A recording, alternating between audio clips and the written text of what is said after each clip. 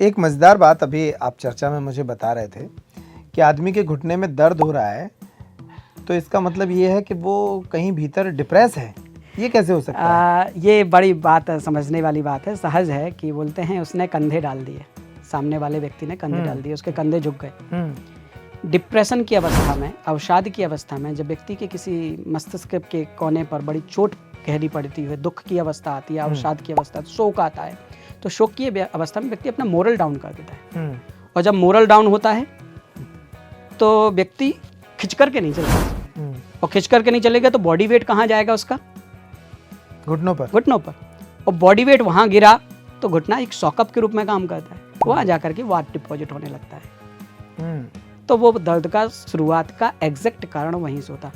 90% घुटनों के दर्द को मैं अमूमन देखता हूँ तो घुटनों के परसेंट के 90% केसेस ऐसे ही सेडेंट्री लाइफ वाले लोग आते हैं जो कहीं ना कहीं उद्विग्न हैं, उदास हैं, या उनकी गहराई में, उनकी लाइफ में किसी का बेटा ख़त्म हो गया अर्ली उम्र में, किसी के हस्बैंड ख़त्म हो गए, किसी की सोसाइटी में कोई ऐसी ट्रेजेडी हुई जो उसकी मेंटल साइकोलॉजी पर इम्पैक्ट डाली।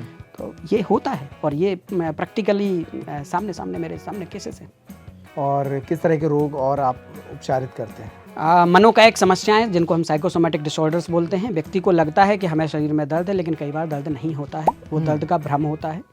उसको दर्द हुआ था, वो दर्द लंबे समय तक बना रहा, अब दर्द नहीं है, लेकिन थोड़ा सा भी उसके बारे में सोचता है तो उसको दर्द का आभास होता है।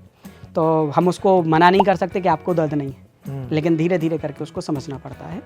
वो दर्द से जब उसका अटैचमेंट खत्म हो जाता है तो दर्द से मुक्त हो जाता है। मनोकायिक समस्याओं के अलावा साइएटिका, स्लिप डिस्क, घुटनों में दर्द तो है ही। सर्जरी के केसेस जो बता दिए गए स्पाइन से संबंधित, उनको हमने बहुत आसानी से, बहुत साइंटिफिक तरीके से ठीक किया है। टाइफाइड के केसेस बहुत अच्छे आते हैं हमारे पास। मलेरिया के बिगड़े हुए केस, क्या होता है, मलेरिया से ही होम्योपैथी की खोज भी हुई। अच्छा। मलेरिया में या बुखार में एलोपैथी जो वर्तमान मॉडर्न चिकित्सा है, ये काम करती है लक्षणों को दबाने का। आपको बुखार दिख रहा है, बुखार दिखना नहीं चाहिए, लेकिन बुखार अंदर बना रहे। तो एलोपैथी का कंसेप्ट ये है, और होम्योपैथी का कंसेप्ट है कि बुखार खत्म होना चाहिए, जब तक दिख रहा है उसको दिखने दो, निकल जाए, जब रहे ही ना तभी उसका क्योर है। तो मलेरिया के केस, टाइफाइड के केस, साइएटिका के केस, स्लिप डिस्क के केस, सर्वाइकल के केस, घुटनों में दर्द के केस, मांसपेशियों में दर्द के केस, इन पर बहुत अच्छा काम है।